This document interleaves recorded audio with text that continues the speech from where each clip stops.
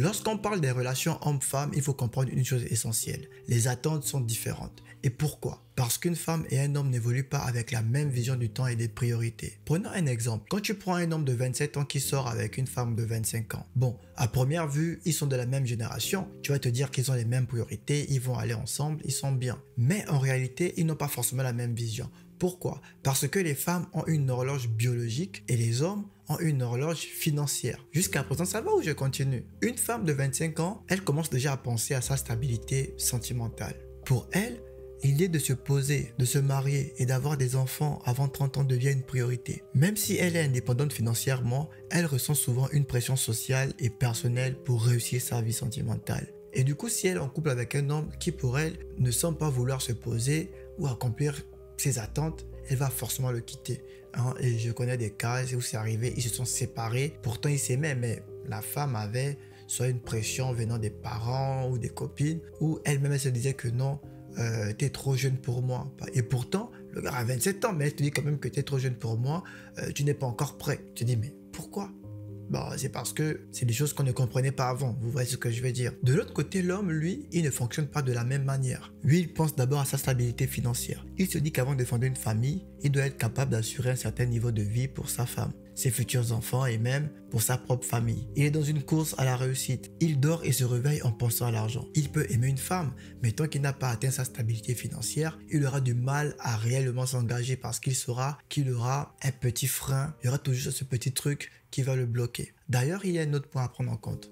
La pression extérieure. Vous pouvez être en couple, vous deux, chez vous, vous vous aimez, mais dehors, c'est compliqué. Il y a la pression familiale, je disais pour la femme. Il y a la pression des amis. Et il y a aussi des dragueurs qui sont là. Toi, en tant qu'homme, tu es là, tu vas te dire, écoute, moi je suis là, j'aime ma femme, sachant qu'elle est jolie. Dehors, s'il y a un gars qui vient en Lamborghini draguer ta femme, tu ne sais pas. Parfois chez nous on dit, l'adversaire est véhiculé.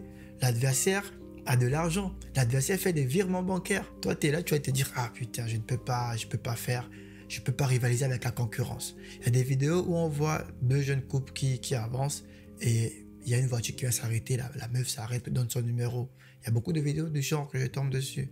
Mais les gens n'arrivent pas à comprendre. C'est ça, c'est des facteurs, c'est des pressions qui se mettent. Combien d'histoires on a entendues où on dit que la femme a quitté son homme parce qu'il ne voulait pas se poser. Mais quand vous regardez bien, c'est pas que l'homme ne voulait pas se poser. Les deux s'aimaient certes, mais la femme avait beaucoup plus d'attentes que l'homme n'en avait. L'homme, lui, il voulait assurer ses arrières, assurer sa stabilité financière afin de prendre soin de sa femme. La femme, elle voulait assurer son mariage, sa famille, ses enfants. Mais on se pose la question, comment tu fais avec un homme qui n'a encore rien? Et c'est pourquoi tu vas comprendre que souvent, la femme a quitté son homme. Souvent, c'est pas mauvais, c'est pas méchant. Mais quand c'est toi qui vis la chose, tu ne peux pas comprendre ça. Mais au fil du temps, tu te rends compte que, ah, mais c'est vrai, c'est à cause de ça qu'elle m'a quitté. Et d'autres personnes réussissent à se venger de ça, par exemple. Ils se disent qu'elle m'a quitté quand je n'avais rien, donc elle n'aura plus droit au bonheur et tout. Bah non, il y a des femmes qui ont quitté des hommes pauvres. Et 10 ans plus tard, la femme s'est retrouvée mariée avec des enfants dans une belle famille, dans une maison, voiture luxueuse. Et l'homme, 10 ans après, est resté pauvre. Donc, si elle était restée avec ce vaurien, elle allait aussi être pauvre. Vous voyez? Et donc, les gens commencent à dire, ouais, non, écoute, elle m'a quitté, elle ne va plus avoir le bonheur dans sa vie, ou moi, je vais réussir. Les gars, vous ne savez pas que ce que le gourmet te fait faire, c'est important. Quand tu sors avec une meuf et elle te quitte parce que tu n'as pas d'argent, façon, le gourmet va te donner envie de travailler. Façon, le gourmet va te donner envie de réussir pour prouver. Vous ne savez pas ce que ça fait faire. Il y a des gens même que, quand la meuf a quitté, il a tellement eu le gourmet qu'il est parti en salle de sport pour devenir costaud.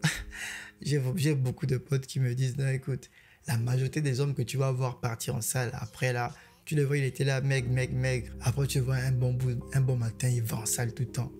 C'est le gourmet qui l'a fait là en salle. C'est ça le problème, c'est ça le souci. Donc, il faut voir qu'il y a beaucoup de réalité par rapport à ça.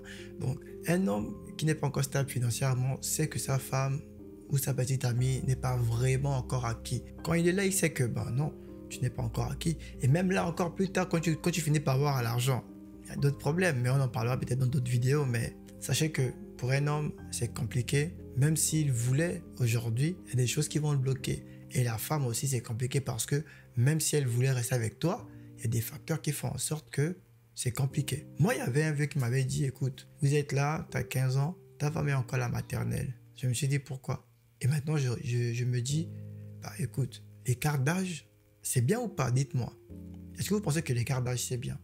Parce que plus ta petite amie est jeune, plus elle n'a pas encore cette pression. Toi, tu as 27 ans, ta petite amie n'a pas encore atteint les 25 ans, tu te dis, bon, ça va, elle n'a pas encore la pression de se marier, de fonder une famille, tout ça, ça va, tu peux rapidement chercher ton argent. Maintenant, après, si tu as 27 ans jusqu'à 30-35 ans, tu n'arrives pas à trouver l'argent, mon frère, là, t'étonne pas qu'elle te quitte après, parce que tu es resté un vaurien aussi, tu vois. Donc, l'homme a constamment cette pression, et je dirais les deux ont cette pression, voilà pourquoi je dis l'homme avec un grand H, ils ont constamment cette pression que ça reste compliqué. Ça reste vraiment compliqué pour les deux sexes. Alors, est-ce que quand on parle de sentiments, les femmes et les hommes ont les mêmes attentes? Pas vraiment. Les femmes pensent très tôt à la stabilité affective et à la construction d'un foyer solide. Franchement, les femmes veulent rapidement se poser avec un homme parce que bon, elles savent. Après, c'est peut-être instinctif, mais voilà, rapidement, une meuf veut se poser avec un homme. Tandis que l'homme, même s'il veut se poser, il dit ah, c'est pas encore le moment.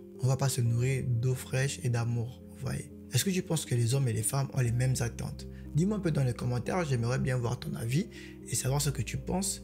Et n'oublie pas de t'abonner, d'activer la cloche de notification et on se voit dans mes prochaines vidéos. Big up!